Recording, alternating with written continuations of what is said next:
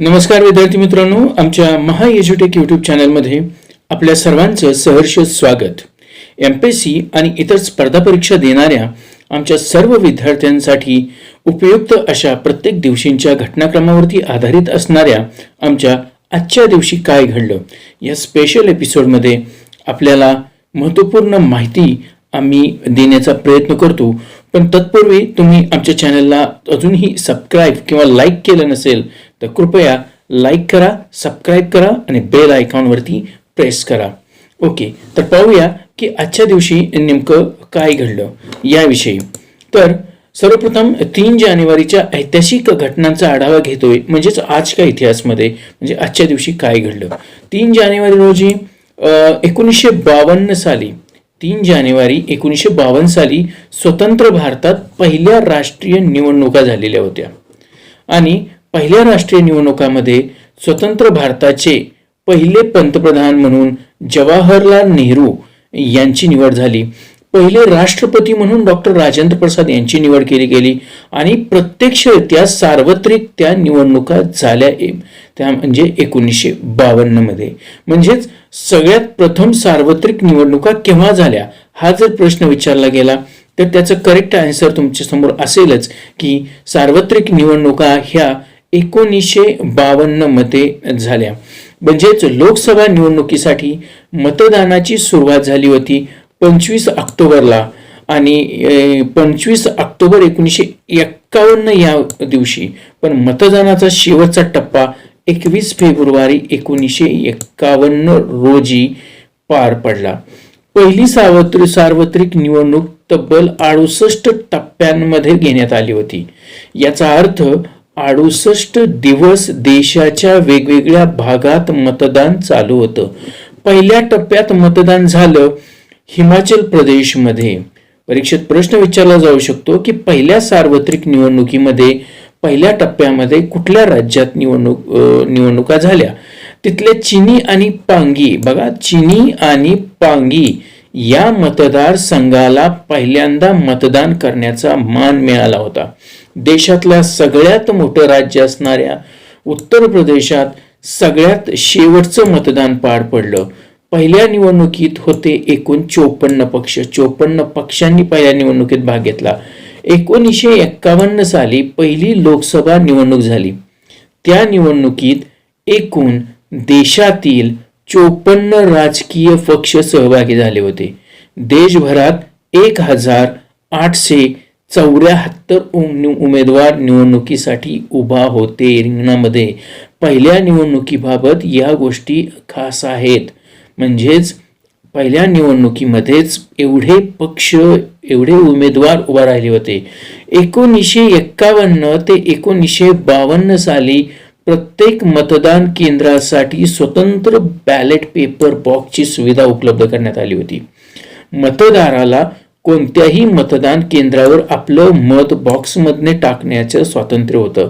कोणत्याही उमेदवाराला मत देण्याचं स्वातंत्र्य पहिल्या निवडणुकीत देण्यात आलेलं होतं. म्हणजे कोणताही उमेदवार मत देऊ शकतो हे स्वातंत्र्य पहिल्या निवडणुकीमध्ये होतं.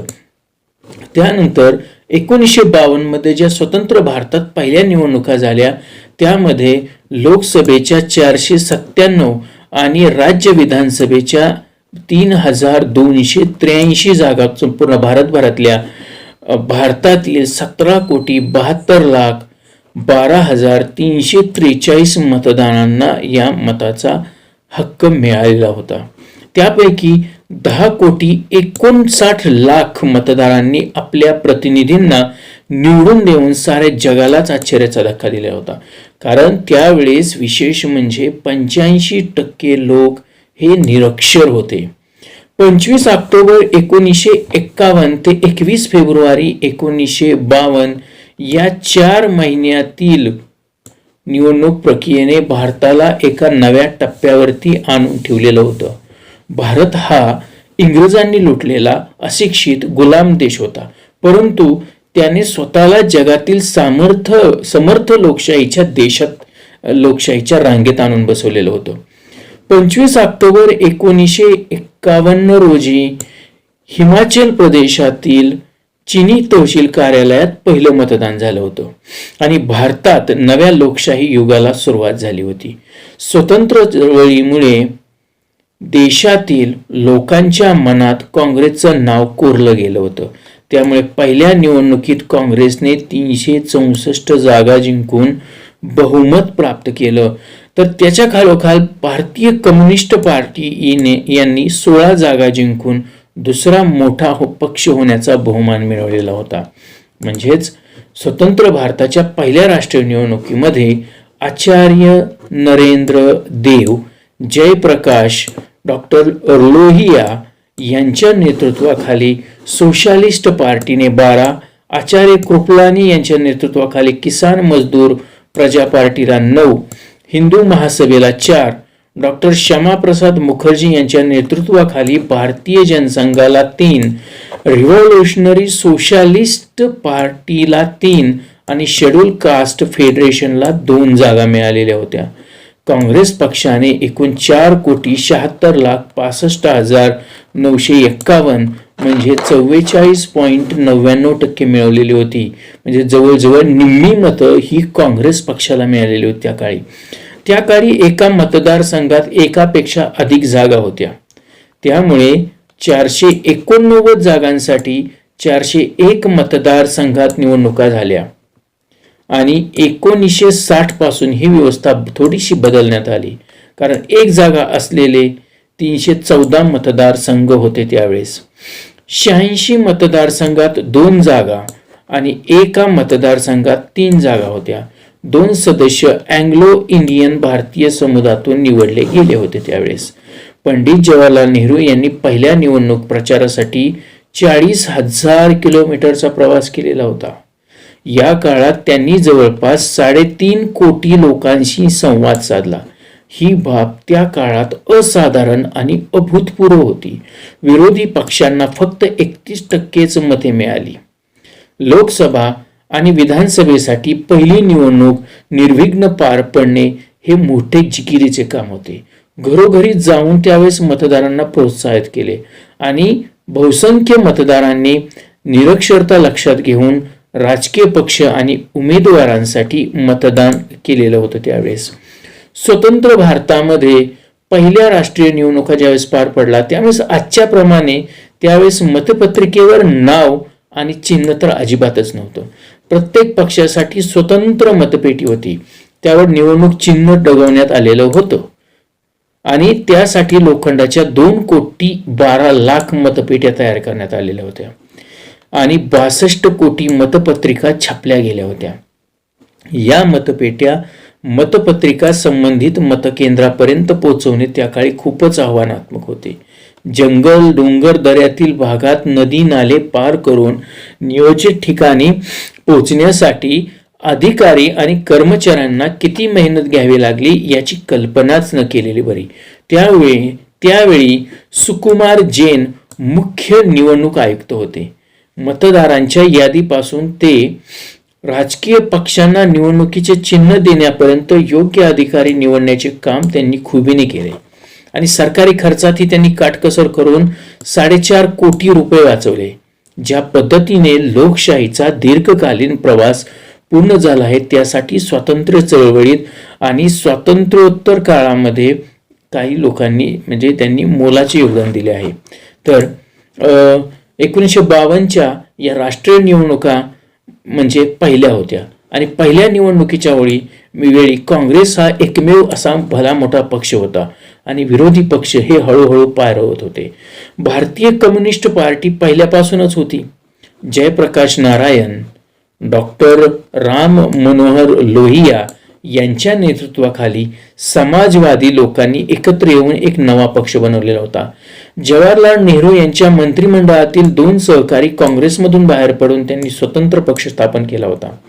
त्यातले श्यामाप्रसाद मुखर्जी यांनी ऑक्टोबर 1951 मध्ये भारतीय जनसंघाची स्थापना केली. तर बाबासाहेब आंबेडकर यांनी शेड्यूल कास्ट फेडरेशन पुनरुज्जीवित केलं होतं.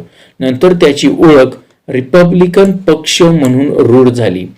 तर ज्येष्ठ स्वातंत्र्य सेनानी आचार्य जीवनराम भगवानदास कृपलानी यांनी किसान मजदूर प्रजा परिषदेची स्थापना केली होती.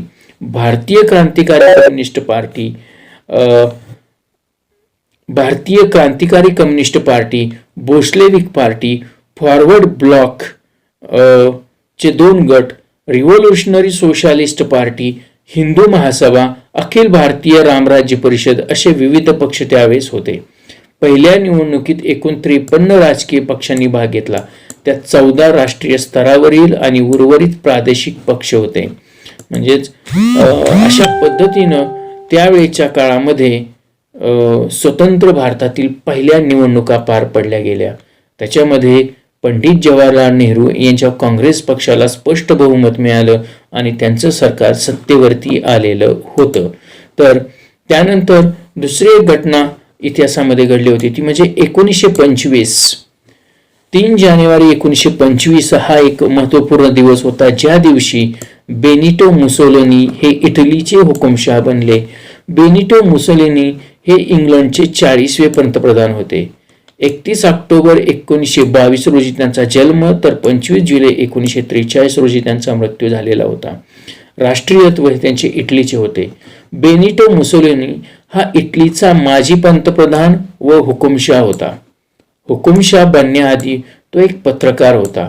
नंतर तो इटालियन राजकारणात आला. इटलीमध्ये फॅसिझम या पक्षाची स्थापना त्याने केली आणि दुसऱ्या महायुद्धामध्ये मुसोलिनीने नाझी जर्मनी सोबत मैत्रीचा करार करून केला व अक्ष राष्ट्रामध्ये त्याने सहभाग घेतला होता. एप्रिल 1945 मध्ये अक्ष राष्ट्रांचा पराभव निश्चित झाल्यानंतर मुसोलिनीने स्वित्झर्लंडमध्ये पलायन करण्याचा प्रयत्न केला, पण त्या दरम्यान त्याला पकडून ठार मारण्यात आलेलं होतं.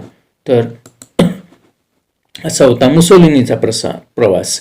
त्यानंतर एक महत्त्वाची गोष्ट म्हणजे अमेरिकेची जी संसद आहे त्या संसदेचं प्रथमच टेलिव्हिजनमध्ये चित्रीकरण केलं. तो दिवस होता 3 जानेवारी. म्हणजेच 3 जानेवारीला अमेरिकेने त्यांच्या संसदेचं टेलिव्हिजनमध्ये चित्रीकरण केलेलं होतं.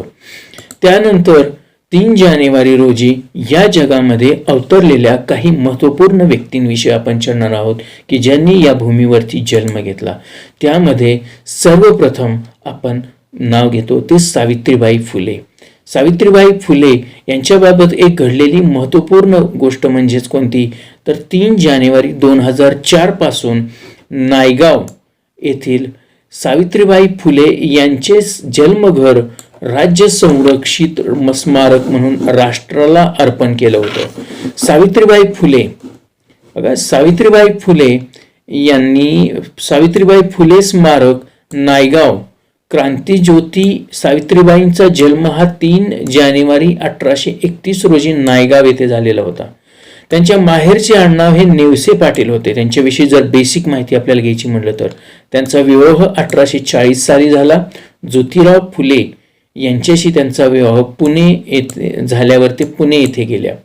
महात्मा ज्योतिराव फुले आणि सावित्रीबाई फुले यांनी स्त्री शिक्षणाचा पाया घातला. तर क्रांतिज्योती सावित्रीबाई फुले यांनी महात्मा ज्योतिराव फुले यांच्यासोबत स्त्री शिक्षणामध्ये खूप मोलाचा वाटा उचलला. याचबरोबर त्यांनी स्त्री पुरुष समता आणि जातीयता निर्मूलन इत्यादी क्षेत्रातील मोलाचे कार्य केले. या कार्याचे महत्त्व लक्षात घेऊन महाराष्ट्र शासनाने त्यांचे हे जन्मघर राज्य संरक्षित स्मारक म्हणून घोषित केलेलं होतं. तर त्यावेळी म्हणजे त्यांचं हे घर राज्य संरक्षित स्मारक म्हणून घोषित तर केलंच, पण जन्मघराच्या जतनापूर्वी ही जागा दुर्लक्षित होती. नंतर महाराष्ट्र शासनाने या वास्तूच्या तत्कालीन स्वरूपानुसार तिची पुनर्भरणी केलेली होती.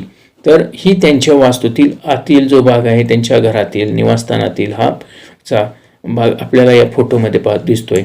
त्यानंतर 2004 मधील हे जे त्यांची जी वास्तू होती त्यांचं जे स्मारक होतं ते आपण या ठिकाणी फोटोमध्ये पाहतोय. या ठिकाणी त्यांचं निवासस्थान आणि ही त्यांची हे वास्तू आणि हे स्मारक जे राष्ट्राला अर्पण केलेलं होतं. त्यानंतर सावित्रीबाईंचा जन्म सुद्धा 1831 साली म्हणजे 3 जानेवारी 1831 सालीच त्यांचा जन्म झालेला होता. तो दिवस खरं तर बालिका दिन म्हणून अजून साजरा केला जातो. त्यांचं टोपण नाव म्हणजेच त्यांना ज्ञानज्योती, क्रांतिज्योती या नावानं त्यांना ओळखलं जातं. तर त्यांचा जन्म नायगाव, सातारा या ठिकाणी तर झालाच, हे आपल्या सगळ्यांना माहिती. त्यांची जी चळवळ होती, त्यांनी मुलींची पहिली शाळा सुरू केलेली होती. सत्यशोधक समाजाची त्यांनी स्थापना केलेली होती. पुरस्कार त्यांना क्रांतिज्योती बहाल करण्यात आला. त्यांची प्रमुख स्मारके म्हणजे त्यांची जन्मभूमी, जिथं जन्म झाला ते नायगावमधील त्यांचं निवासस्थान. त्यांचा धर्म हिंदू होता आणि वडिलांचं नाव खंडोजी नेवशे पाटील असं होतं. तर आई सत्यवर्ती नेवशे हे होतं. त्यांच्या पतीचं नाव ज्योतिराव फुले हे होतं. तर सावित्रीबाई फुले यांच्या कार्याविषयी आपण थोडंसं पाहूया. सावित्रीबाई फुले यांचा जन्म 3 जानेवारी 1831 ते 10 आणि मृत्यू 10 मार्च 1897 या रोजी झाला. या भारतीय समाजसुधारक, शिक्षण तज्ज्ञ आणि कवयित्री होत्या. त्यांना भारतातील पहिल्या महिला शिक्षिका म्हणून ओळखलं गेलं. त्यांचे पती ज्योतिराव फुले यांच्यासोबत भारतातील महिलांचे अधिकार सुधारण्यात महत्त्वाची भूमिका बजावली. त्यांना भारतीय स्त्रीवादाची जननी म्हटलं जातं. सावित्रीबाई आणि त्यांचे पती यांनी 1848 मध्ये भिडेवाड्यात पुण्यात मुलींच्या पहिल्या शाळा सुरू केल्या आणि ही शाळा देशात स्थापन झालेल्या सुरुवातीच्या शाळांपैकी एक होती.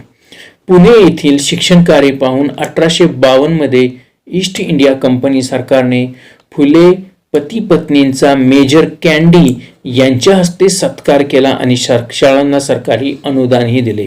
तर तुम्हाला परीक्षेमध्ये असा प्रश्न विचारला जाऊ शकतो की महात्मा ज्योतिबा फुले आणि सावित्रीबाई फुले यांचा 1852 मध्ये जो सत्कार झाला तो कोणाच्या हस्ते झाला, तर मेजर कॅन्डी हे त्याचं उत्तर आहे. त्यानंतर सावित्रीबाई फुल्यांनी भारतातल्या त्या पहिल्या शिक्षिकेने आपले शिक्षण देण्याचे व्रत सतत चालूच ठेवलं. त्यांनी गृहिणी नावाचं मासिकही लिहिलेलं होतं आणि त्यात त्यांचे भरपूर लेखी आहेत.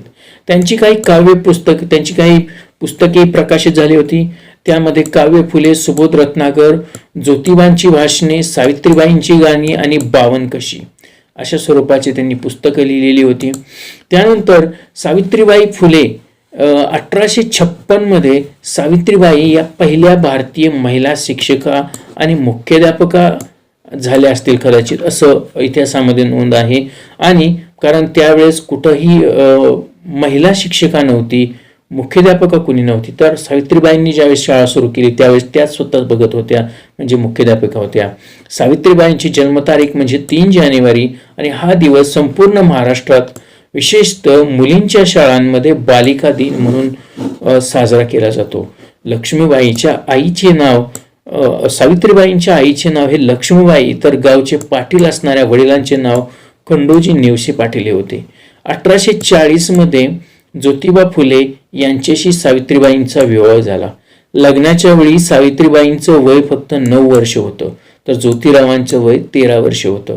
सावित्रीबाईचे सासरे गोविंदराव फुले हे मूळचे फुरसुंगीचे गोरे होते, परंतु पेशव्यांनी त्यांना पुण्यातील फुलबागेची जमीन बक्षीस म्हणून दिली होती, म्हणून ते पुण्याला येऊन राहिले व फुलांच्या व्यवसायावरून त्यांना फुले हे आडनाव मिळाले. सावित्रीबाईचे पती ज्योतिराव यांना लहानपणापासूनच मातृप्रेम लाभले नाही. त्यांची मावस आत्या सगुणाव यांनीच त्यांचा सांभाळ केला. सगुणाव एका इंग्रज अधिकाऱ्याच्या मुलाच्या दाई म्हणूनही काम करायच्या. त्यांना इंग्रजी कळायचे व बोलता यायचे. त्यांनी आपल्या ज्ञानाचा उपयोग ज्योतिरावांना प्रेरित करण्यासाठी त्यावेळेस केला. सावित्रीबाई फुले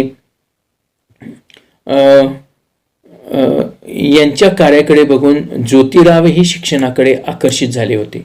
सावित्रीबाईंना ख्रिश्चन मिशनऱ्यांनी लग्नापूर्वी दिलेले एक पुस्तक त्या सासरी घेऊन आल्या होत्या. त्यावरून ज्योतिरावांनाही एक नवा मार्ग सापडला. त्यांनी स्वतः शिकून सावित्रीबाईंना शिकवलं. सगुणाऊ तर सोबत होतीच. दोघींनी रीतसर शिक्षण घेतलं आणि 1 मे 1847 रोजी सावित्रीबाईंनी सगुणावला मागासांच्या वस्तीत एक शाळा काढून दिली. ही त्यांची पहिली शाळा होती. गुणावूंना त्या शाळेत बोलवण्यात आलं. सगुणावू तेथे आनंदाने व उत्साहाने शिकू लागल्या. पुढे ही माहिती शाळांमध्येच बंद पडली. 1 जानेवारी इसवी सन 1848 रोजी पुण्यातील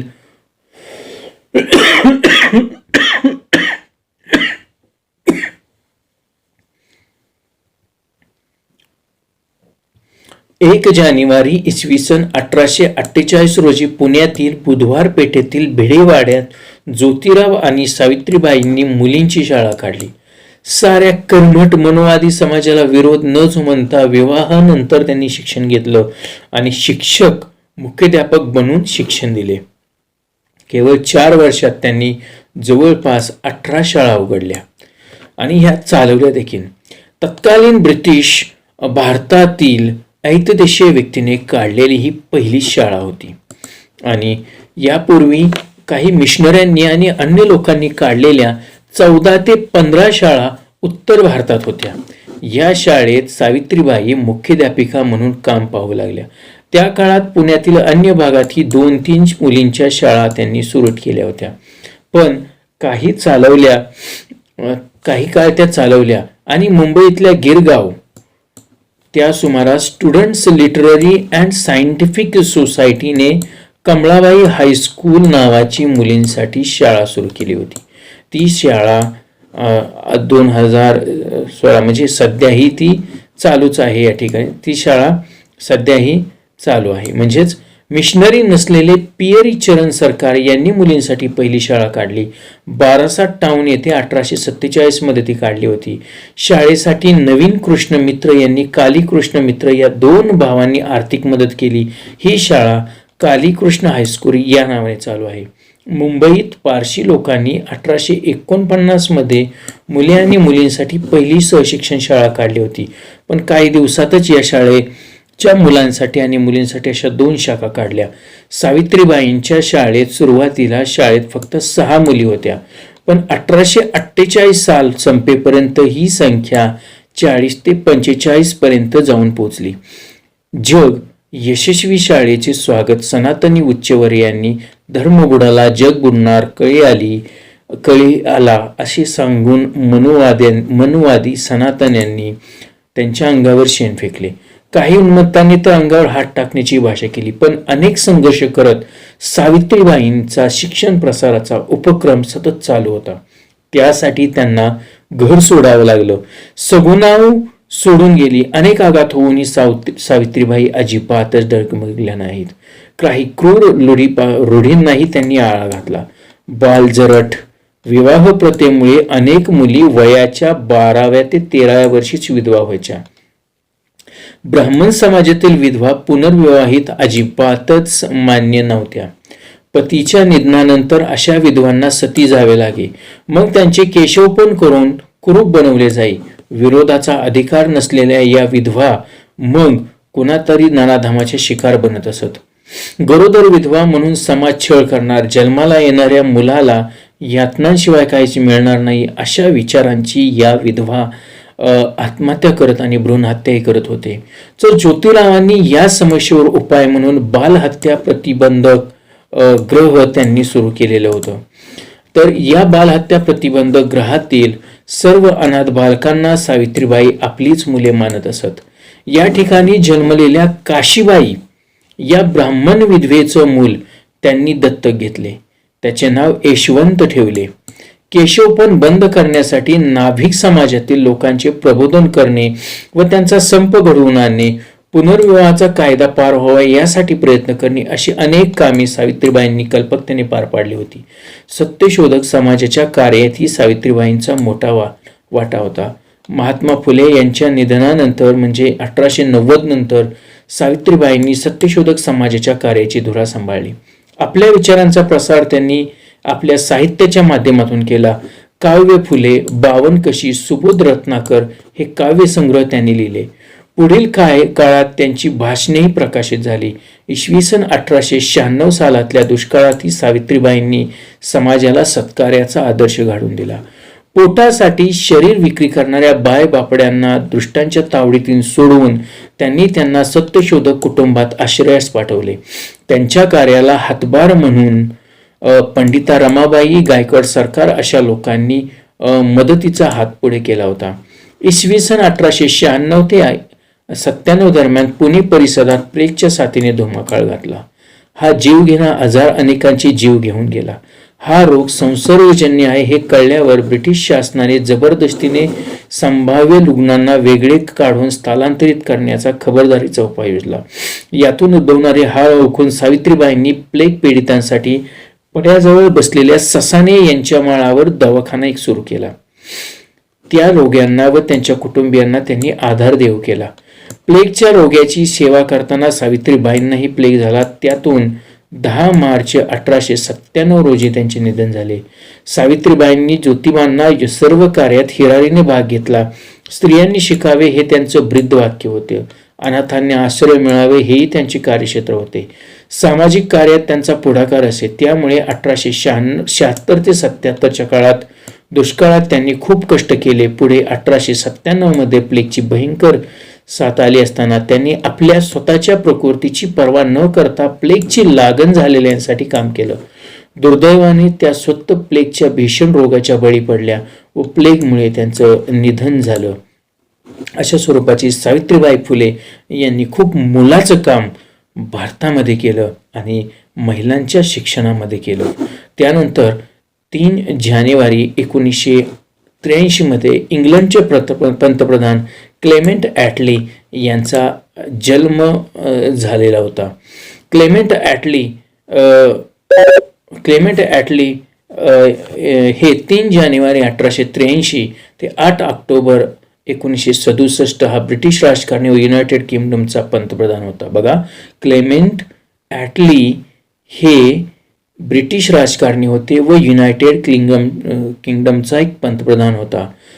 दुसऱ्या महायुद्धाच्या काळात चर्चिलच्या सरकारात उपपंतप्रधानपदी असलेल्या ॲटलीच्या मजूर पक्षाने 1945 साली झालेल्या निवडणुकांमध्ये भक्कम बहुमत मिळवले व ॲटली पंतप्रधान बनला. महायुद्धानंतरच्या पुनर्बांधणीमध्ये ॲटली सरकारने ब्रिटनमधील अनेक पायाभूत सुविधा बळकट केल्या होत्या. तसेच ॲटलीच्या नेतृत्वाखाली ब्रिटनने Bharat, Pakistan, Ceylon, Burma, Jordan इत्यादी वसाहतींना स्वातंत्र्य मंजूर केलेले होते. तसेच पॅलेस्टाईनमधील ब्रिटिश राजवटीचा अंत झाल्यामुळे नूतन स्वतंत्र इस्रायल देशाचा मार्गही खुला झाला. हे केवळ ॲटलीमुळे झालेलं होतं. तर पाहूया आता 1 जानेवारी रोजी निधन झालेल्या व्यक्तींबद्दल. इतिहासामध्ये 1 जानेवारी या दिवशी नेमकं कुणाकुणाचं निधन झाले पाहूया. पण तत्पूर्वी अजूनही आमच्या महा एज्युटेक या यूट्यूब चॅनलला सबस्क्राईब नसेल केलं तर कृपया सबस्क्राईब करा, लाईक करा आणि शेअर करा. त्यानंतर 2000 साली स्वतंत्र भारताच्या पहिल्या आरोग्यमंत्री सुशीला नायर यांचं निधन झालं. सुशीला नायर यांच्याविषयी थोडीशी माहिती पाहिली तर सुशीला नायर ह्या महात्मा गांधी यांच्या खाजगी सचिव होत्या. गांधी कुटुंबाचे त्या डॉक्टर होता. या स्वतंत्र आरोग्य आणि कुटुंब कल्याण मंत्री होत्या. त्यांचा जन्म 1914 साली झालेला होता. जन्मस्थळ कुंजा, पाकिस्तान या ठिकाणी होतं. त्यांचा मृत्यू 2000 साली झाला आणि मृत्यूस्थळ सेवागाम. त्यांचं शिक्षण जॉब्स हॉकिन्सन विद्यापीठात झालं आणि त्यांनी महात्मा गांधी आयुर्विज्ञान संस्थेचीही त्यांनी स्थापना केलेली होती. तर 2002 मध्ये भारतीय अंतराळ शास्त्रज्ञ सतीश धवन हे आपल्या सर्वांनाच माहीत आहे, त्यांचं निधन झालेलं होतं. सतीश धवन यांना father of experimental fluid dynamics research in India असं म्हटलं जातं. सतीश धवन यांचे भारताच्या आंतरराष्ट्रीय संशोधन कार्यक्रमाच्या वाटचालीत महत्त्वाचे योगदान आहे. ते भारताच्या अंतराळ संशोधन कार्यक्रमाचे जनक आहेत. विक्रम साराभाई यांच्यानंतर इस्रो म्हणजे इंडियन स्पेस रिसर्च ऑर्गनायझेशनचे 1972 साली अध्यक्ष झाले. त्यांना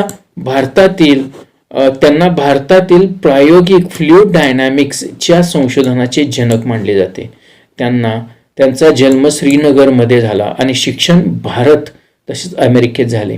त्यांनी ग्रामीण शिक्षण, रिमोट सेन्सिंग तसेच सॅटेलाइट कम्युनिकेशनच्या क्षेत्रात मूलभूत संशोधन केलेलं होतं. म्हणजे त्यांच्या प्रयत्नाने भारतात इनसॅट दूरसंचार उपग्रह IRS दूरसंवेद उपग्रह, PSLV polar satellite launch vehicle यासारखे प्रकल्प यशस्वी करून दाखवले. त्यांच्या स्मरणात श्रीहरिकोटा येथील उपग्रह प्रक्षेपण स्थळाचे सतीश धवन अंतराळ केंद्र असे नामकरण करण्यात आलेले आहे. खूप महत्त्वाचा प्रश्न विचारला जाऊ शकतो की श्रीहरिकोटामध्ये कुठल्या शास्त्रज्ञाच्या नावाने उपग्रह प्रक्षेपण स्थळाचे नाव आहे, हे असा प्रश्न तुम्हाला विचारला जाऊ शकतो. तर सतीश धवन या अंतराळ शास्त्रज्ञांच्या नावाने त्या ठिकाणी उपग्रह प्रक्षेपण स्थळ आहे. सतीश धवन अंतराळ केंद्र असं त्या ठिकाणी त्याला म्हटलं जातं. तर अशा पद्धतीनं आपण आजच्या दिवशी इतिहासात काय घडलं हा भाग पाहिला. हा होता आपला भाग क्रमांक 3 म्हणजे 3 जानेवारीचा. तर स्पर्धा परीक्षा आणि शालेय इंग्रजी विषयाच्या तयारीसाठी आजच आमच्या यूट्यूब चॅनलला म्हणजे महा एज्युटेक या यूट्यूब चॅनलला तुम्ही सबस्क्राईब करा, लाईक करा आणि शेअर करायलाही विसरू नका. तोपर्यंत आपल्या सर्वांची मी रजा घेतो आणि आपल्याला येणाऱ्या सर्व परीक्षांसाठी ऑल द बेस्ट देतो. जर काही शंका असेल तर तुम्ही कमेंट बॉक्समध्ये मला नक्कीच कळवा. धन्यवाद.